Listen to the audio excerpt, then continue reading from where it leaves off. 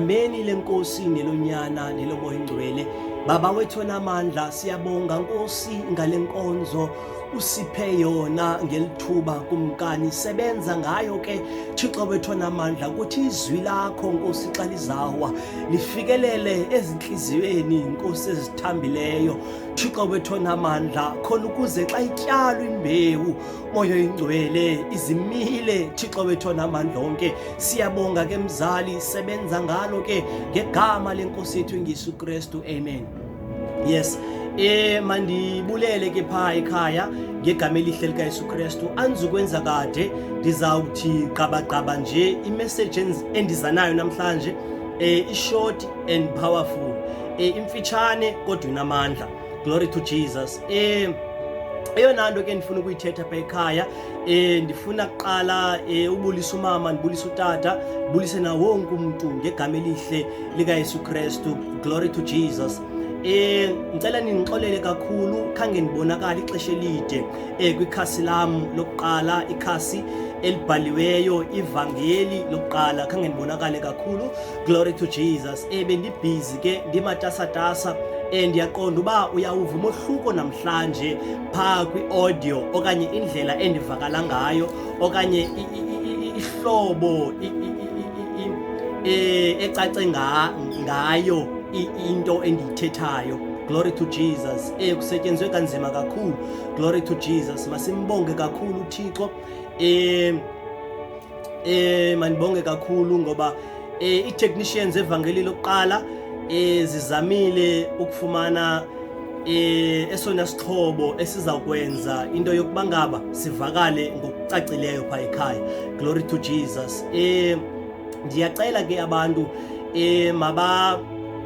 mabalike ipage ivangeli lokuqala, mabasherishe ipage mayihambembe ivangeli. Glory to Jesus. Ubungqina bam, i-testimony yam ikhona phaa ku-YouTube. Abantu abafuna ukuyimamela ke uyowusearcha ngolu hlobo uthi malwande.folokwe phaa ku-YouTube okanye uthi malwande folokwe, iyawuvela phaya uyimamele phaa ekhaya. Njengoba bese nditshilo ke ndathi andizukwenza kade, ndizawuza nje nomyalezo nje omfitshane kakhulu. Glory to Jesus. uThixo ethanda ukuthi masimuve, amen. Sawufunda ilizwi lethu ke ngokukhawuleza okuxheshene nokungqama. Ilizwi lethu lifundeka ngolu hlobo, salifumana kuMateyu chapter 8 verse 1. Fundeka ngolu hlobo. Oneqhenqa uyaphiliswa, ke kaloku akuhla entabeni apho walandelwa ngabantu abaninzi. Nako kusiza oneqhenqa waqubutha kuye esithi, Nkosi, ukuba uyathanda unako ukundihlambulula. Wasolula isandla uYesu wamchukumisa esithi, ndiyathanda, hlambuluka. Lahlambuluka kwa oko iqhenqa. Glory to Jesus. uYesu ke ulungile. Apha sifundile phaa kwincwadi kaMateyu chapter 8 ivesi yaqala. Inkosi noxolo mayisithande inisikelele. Siva kuthethwa ngendoda eyayineqhenqa. Le ndoda kuthiwa uYesu imbone esehla entabeni ehamba nabantu abaninzi. Glory to Jesus. Ndiyaqonda kwaba bantu kwakukhona nabantu uYesu owayesenze imiqondiso phakathi kwempilo zabo. Glory to Jesus. Batsho bamlandela. Uhle entabeni uYesu, ulandelwa ile ndoda. Makabongwe onamandla. Inkosi noxolo mayisithande inisikelele. Ithi le ndoda kuYesu, Yesu, ukuba uyathanda unako ukundihlambulula. Glory to Jesus. Inkosi onoxolo mayisithande inisikelele. ndifuna ukuthi pha emakhaya ukuba ngaba niyathanda inkosi inako ukunihlambulula. Makabongwe onamandla. Inkosi noxolo mayisithanda isikelele, ngoba abanye banamaqhenqa ongaxoleli, abanye banamaqhenqa enzondo, abanye banamaqhenqa okugula ngokwasenyameni. Inkosi noxolo mayisithanda isikelele, kodwa namhlanje siva ngendoda eyambonayo yena uYesu, yamlandela yathi, Nkosi, ndiyathanda ukuhlambuluka. Yathi inkosi kuyo, ndiyathanda namke hlambuluka. Lahlambuluka kwa oko iqhenqa. Makabongwe uYesu. Inkosi noxolo mayisithanda isikelele, abantu abaninzi sinyathela kubo namhlanje ba-6 feet underground ngenxa yeni yamaqhenqa. Inkosi noxolo mayisithanda isikelele, abantu abaninzi namhlanje abakwazi ukuziphilela ebomini babo ngenxa yeni yamaqhenqa. Inkosi noxolo mayisithanda isikelele, kodwa namhlanje ndithi ukuba ngaba uyathanda, unako ukuhlambuluka kwiqhenqa ojongene nalo empilweni yakho, ngoba abanye abantu banamaqhenqa ongafumani umsebenzi, abanye abantu banamaqhenqa ongakwazi ukwakha amakhaya wabo, abanye abantu banamaqhenqa okuzondwa emisebenzini. Inkosi noxolo mayisithanda isikelele, kodwa namhlanje ukuba ngaba uyathanda, unako ukuhlambuluka. Inkosi noxolo mayisithanda isikelele, ithi inkosi ke xa ithetha ithi hlambuluka ngegama likaYesu. Inkosi noxolo mayisithanda isikelele, ithi hlambuluka. Namhlanje zininzi indidi zamaqhenqa esijongene nazo phakathi kobomi bethu. Inkosi noxolo mayisithanda isikelele, kodwa namhlanje ikhona inkosi elihlambayo iqhenqe. Makabongwe uYesu. Into efunekayo, kufuneka wena uvume ngomlomo wakho, uyamkela inkosi khona ukuze lizawuhlambuluka iqhenqa. Inkosi noxolo mayisithanda isikelele, lithi ilizwi likaThixo, kukhona indoda eyayinayo yonke into. Makabongwe onamandla. Ungathi xa uthetha ngale ndoda uthi yayindoda eyayinkulu lena.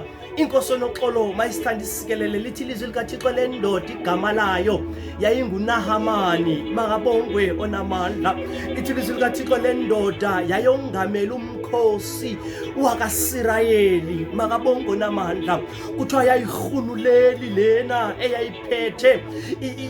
iphethe ungonyamelo lamaSirayeli. Inkosi noxolo mayisithanda isikelele, kodwa yayihlutshwa yinto eyodwa, yayihlutshwa liqhenqa. Inkosi noxolo mayisithanda isikelele, lithi ilizwi likaThixo xa ilichaza iqhenqa lale ndoda, kuthi inyama leyayo yayivuthuluka. Kuthiwa inyama leyayo yayizizicuku apha phantsi. Makabongwe onamandla. Kodwa lithi ilizwi likaThixo, yeva le ndoda ngelinye ilanga ukuthi ukhona umprofethi uElisha esixekweni.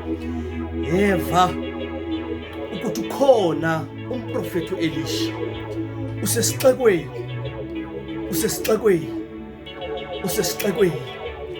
Makabongwe onamandla. Inkosi noxolo mayisithanda isikelele, lithi ilizwi likaThixo, le ndoda yaphakama yathatha ihashe layo. Makabongwe onamandla.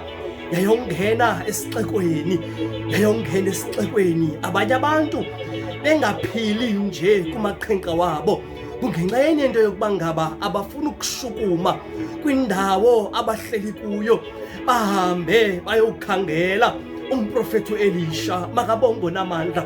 Abanye abantu bengayifumani nje imisebenzi kungenxa yenye into yokuba ngaba abafuna ukuphakama kwi-comfort zone abahleli kuyo, bahambe bayokhangela umprofethi uElisha. Makabongwe onamandla.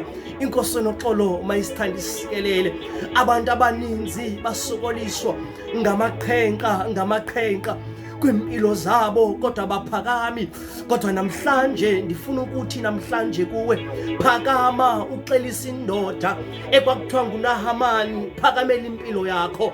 Makabongwe onamandla, phakama uphakamele abantwana bakho, phakama uphakamele ikhaya lakho.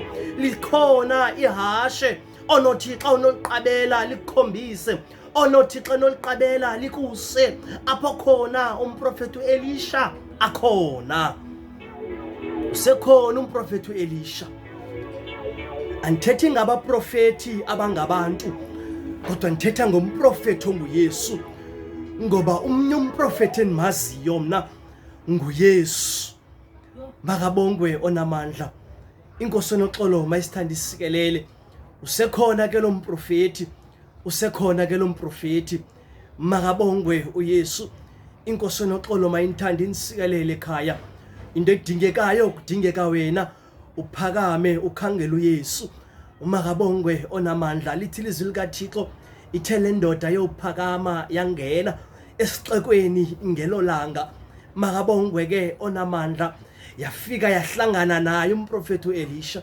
Kuthiwa xa ifika apho kumprofeti Elisha, uthi umprofeti Elisha wathumela isicaka, wathi xelela la ndoda ukuthi mayihambe iye kwichibi laseYordani. Izithi xa ifika apho ihlambe kasixhenxe. Makabongwe onamandla. Lithi ilizwi likaThixo yenza njalo ke le ndoda yafika. Yathi xa ifika apho yahlamba ngokuphindaphindene kasixhenxe, lahlambuluka ixhenqa. Lahlambuluka ixhenqa. Inkosi noxolo mayisithanda isikelele. Lahlambuluka ixhenqa. Makabongwe onamandla. Ndifuna ukuthi namhlanje nokuba yeyiphi imeko ojongene nayo, usekhona umlambo waseJordani, kodwa kudingeka ubani nobani athabathe ihashe lakhe ayokhangela. Makabongwe ke onamandla. Inkosi noxolo mayinithanda inisikelele. Inkosi ke ithanda ukuthi masiphele kulondawo, kodwa owona myalezo endize nawo phakathi kwakho namhlanje ngokuba ixhenqe lakho laziwa nguwe. Ngoku kudingeka wena ke ukhangele umprofeti onguYesu. Inkosi noxolo mayisithanda isikelele. Makabongwe ke onamandla. Lento ayikho pha ezikhungweni kodwa kuwe ngaphakathi. Makabongwe onamandla. Inkosi noxolo mayinithande inisikelele. Ndithi ke ndiyabulela kakhulu ngabantu abathe bamamela lo myalezo. Cela niusasaze kwindawo zonke, abantu abaninzi basikeleleke. Makabongwe ke onamandla. Enkosi kakhulu ndiyabulela. Ndibulela nakwiteam yonke eyevangeli lokuqala. Inkosi noxolo mayisithanda isikelele. Manithemba ukuthi ke uThixo uyawusisikelela nathi kakhulu ngokusikelela wena. Makabongwe namandla. Inkosi noxolo mayisithanda isikelele. Nisale kakuhle pha emakhaya, nithandane. Makabongwe onamandla. Ndushiye ke nomyalezo othi mazincitywe imask pha emakhaya xa usiya kwindawo edibene nabantu abaninzi. Makabongwe onamandla. Sisanitize pha emakhaya singabanjwa ngu-third wave. Inkosi noxolo mayisithanda isikelele. Sinethemba ke ukuthi thina basezwini likaKristu inkosi iyawusifihla thina kude kube ngunaphakade. Amen.